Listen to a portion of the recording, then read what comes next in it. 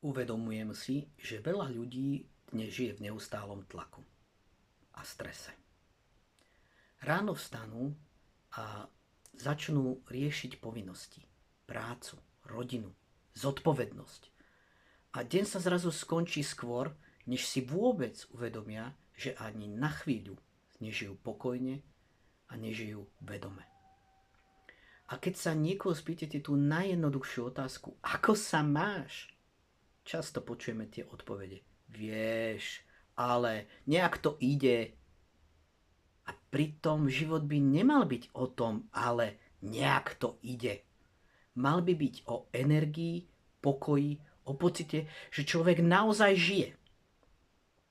Vítajte pri prvom videu projektu, ktorý som nazval Kvantový energetický moment. Volám sa Emanuel Holub a tento priestor vznikol z jednoduchého dôvodu. V posledných rokoch čoraz viac ľudí žije pod tlakom, stresom, strachom, v nerovnováhe, v chorobe.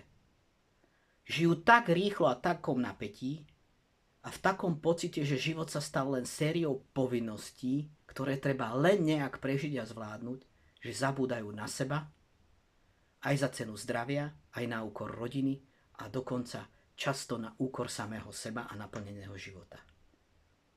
Takým tým semafórom toho života je práve tá veta a otázka, ako sa máš, a tá odpoveď za tým. Pretože som si všimol jednu vec. Mňa keď sa to priatelia opýtali, ako sa máš, a odpovedám, výborne, teším sa, skvelo. Často od nich dostanem tú odpoveď naspäť, že vlastne áno, na čo sa to ja vlastne teba pýtam, veď ty to máš tak. Aj ja by som to chcel mať tak, ale. A práve preto ale.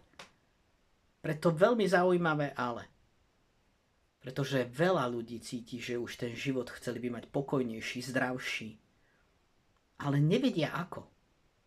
Najmä muži po 40-ke, a patrím k nim aj ja, často sa dostávajú do obdobia, keď majú na pleciach veľa zodpovedností a obrovský tlak.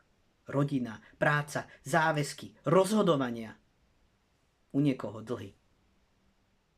A pritom sa niekde v tom všetkom stratí ten náš vnútorný pokoj, tá radosť a energia pre život. Aby ste už nikdy nemuseli povedať to ale pri otázke, ako sa máš, tak vznikol kvantový energetický moment. V skratke KEM.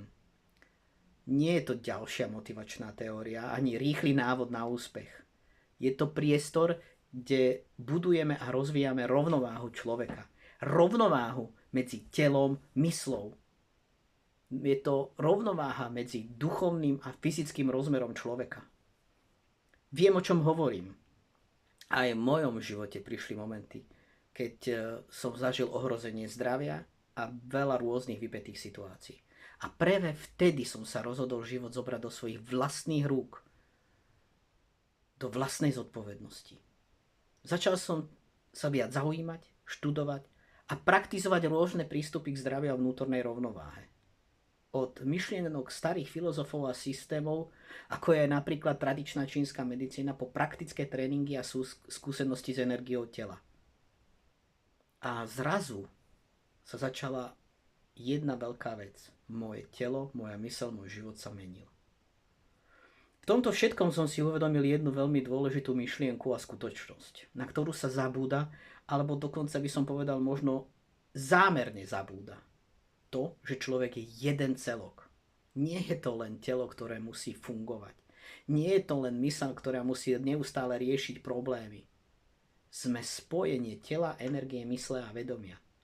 A keď sa táto rovnováha naruší alebo začne zo života strácať, tak život sa mení. Objaví sa únava, napätie, stres. A dokonca príde choroba. A môžu sa zničiť naše vzťahy. A vtedy si človek uvedomí tú druhú jednoduchú vec. Toto nie je život, ktorý som chcel a ktorý som chcel žiť. Zaujímavé, že riešenie všetci poznáme. Nie je to o tom byť tvrdší, výkonnejší, rýchlejší. Tak nás to učí ten moderný svet. Byť výkonný, byť rýchly, byť produktívnejší, chcieť viac, viac a ešte viac.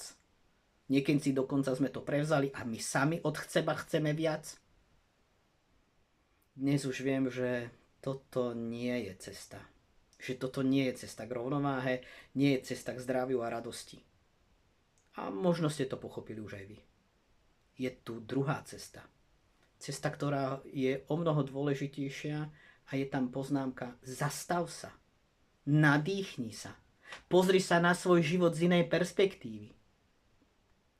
Je to cesta, kde si možno treba položiť pár jednoduchých otázok. Kde sa nachádzam v mojom živote? Koľko energie mám každý deň? Cítim viac pokoj, stres, tlak? Baví ma to vôbec? Teší ma to? Chcem žiť takto ďalej? Práve tento moment uvedenia môže byť začiatkom zmeny.